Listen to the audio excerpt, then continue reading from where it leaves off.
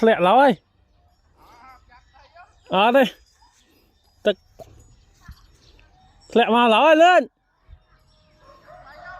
tê chập bay ngồi tật kia đây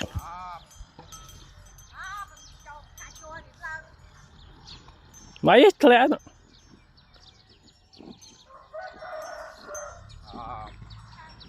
rồi tao giờ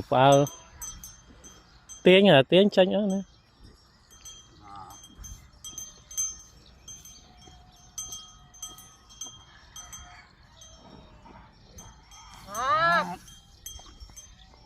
tranh mà đây vào vô đi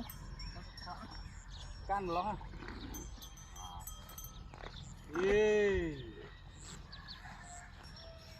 này thằng nào